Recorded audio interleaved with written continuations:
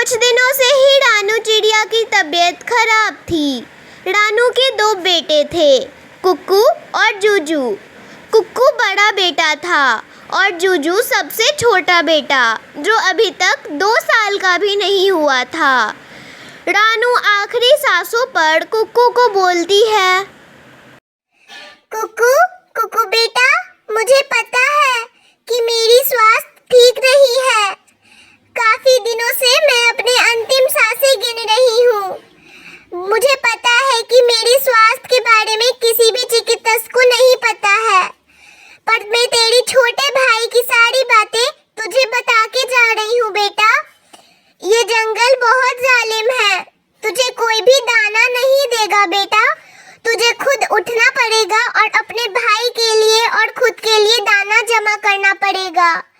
मुझे पता है कि तू और तेरा भाई अभी बहुत छोटे हैं, पर फिर भी मुझे माफ कर दे बेटा। इतनी कम उम्र में मैं तुम दोनों को छोड़कर जा रही हूँ और मुझे तो लगता है इस धरती पर मेरी ये आखिरी सांसें मैं गिन रही होंगी। कोई बात नहीं कुक्कू बेटा, मुझे तुझ पे गर्व है कि तू जरूर अपनी भाई को बड़ा करेगा। और जब भी अपनी माँ की याद आए तो रात के चांद में रोते हुए अपनी माँ को देखना, तुझे थोड़ा अच्छा महसूस होगा। माँ मैं आपसे वादा करता हूँ, मैं जूजू को जरूर दाने खिलाकर बड़ा करूँगा और आपकी सारी ख्वाहिशें पूरा करूँगा। आपको उदास होने का मौका नहीं दूंगा। कुक्कू के ऐसा बोलते ही रानू ने अपना दम तोड़ दिया और तभी उसका छोटा भाई पूछता है, भैया भैया, मैं बोल रहा था कि मम्मी को ये क्या हो गया? मम्मी ने अपनी आंखें बंद क्यों कर ली भैया? कुछ नहीं कुक्कू, बस मम्मी हमेशा के लिए सो गई है। अब जब हम लोग बड़े होंगे ना, तभी मम्मी उठेगी। कुक्कू ने तो मान लिया था कि अब उसकी माँ रानू इस दुनिया में नहीं रही। इसी तरह दिन बीतता है और अगला दिन आता है। भैया भैया, मुझे बहुत जोर की भूख लगी है, मुझे दाना दो, भूख लगी है। कुक्कू तुझे भूख लगी है? मेरे भाई को भूख लगी है? रुक भाई, मैं अभी तेरे लिए कहीं से दाना ढूंढ कर लाता हूँ। मम्मी ने बोला था कि नदियाँ पार एक दानों का पेड़ है, वहीं पर दाने मिलते हैं। पहले मैं बाकी पक्षियों से पूछ लूं कि क्या वे मेरे साथ चलेंगे, नहीं तो मैं रास्ता भटक जाऊंगा ना। चलो एक बारी पूछ लेते हैं। कुक्कू तू यही घोंसले में रहना, याद है ना मम्मा ने क्या कहा था, घोंसले से नहीं निकलना है। तू यहीं रह, मैं तेरे लिए ले आता हूँ।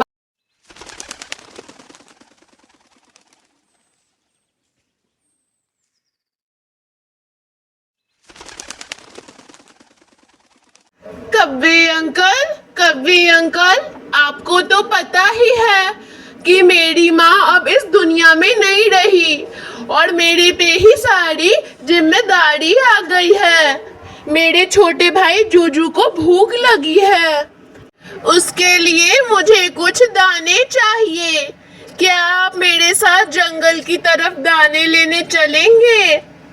कुक्कू बेटा, मेरे पास तो अभी अनाज रखा हुआ है और मुझे बहुत सारा काम भी करना है। तुम एक काम करो ना, तोते भैया के पास जाओ, तोते भैया तुम्हारी जरूर मदद करेंगे।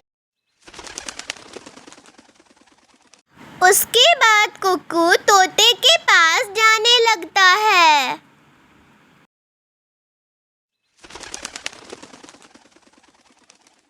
तोते अंकल, मुझे आपसे कुछ बात करनी है। आपको तो पता ही है ना, मेरी माँ अब इस दुनिया में नहीं रही। इस वजह से मैं दाने लेने अकेले नहीं जाता हूँ।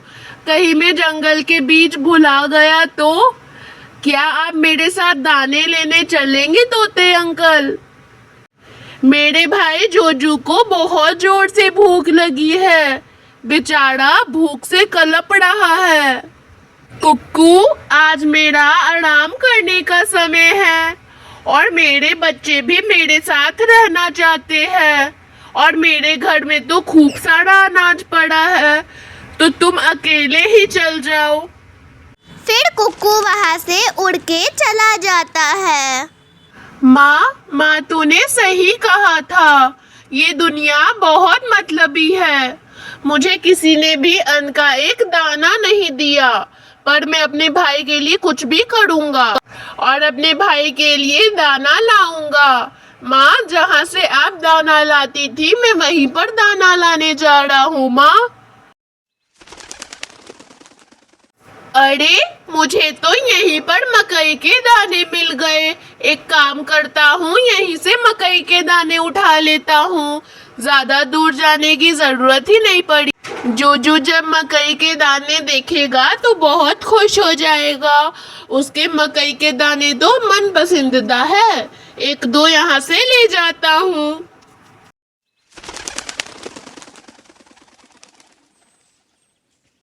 इसी तरह दिन बीतते गए और जूजू छोटा से बड़ा हो गया। इसी तरह एक दिन कुक्कू अपने छोटे भाई जूजू को कहता है, जूजू, मैंने कितनी बार मना किया है तुझे, उन उल्लुओं के साथ मत जाया कर। वो उल्लू बहुत बदमाश है।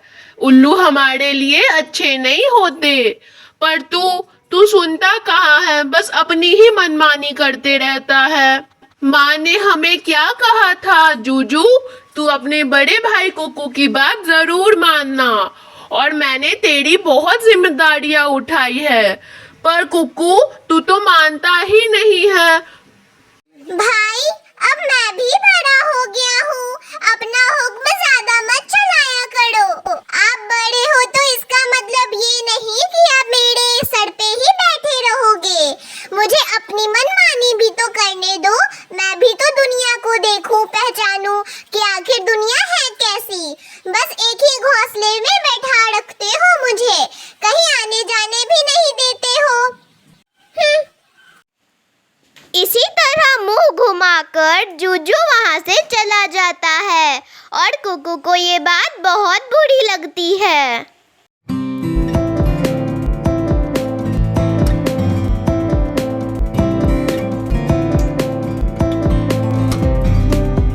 जूजू बेटा, तू आ गया, मैं तेरा ही इंतजार कर रही थी। पता है जूजू बेटा, कुछ दिनों पहले ही तेरा भाई मेरे पास आया था और तेरी बुराई कर रहा था। मैंने बोला इतना भी बुरा नहीं है हमारा जूजू, बहुत अच्छा है, दिल का साफ है।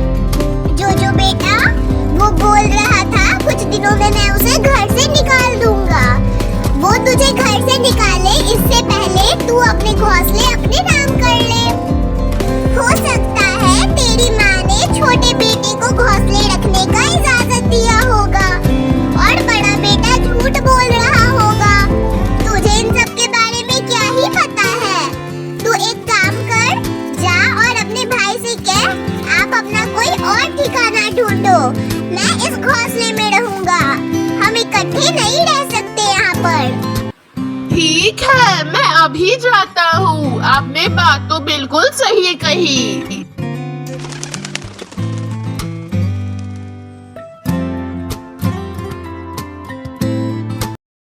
जब जूजू अपने भाई कुक्कू को ये सारी बातें बताता है, तभी कुक्कू कहता है, ठीक है कुक्कू, तू जैसा बोलता है मैं वैसा ही करूँगा।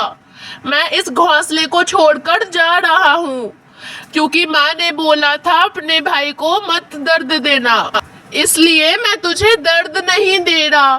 तू जैसा बोल रहा है मैं वैसा ही कर रहा हूँ। चल अब मैं चलता हूँ।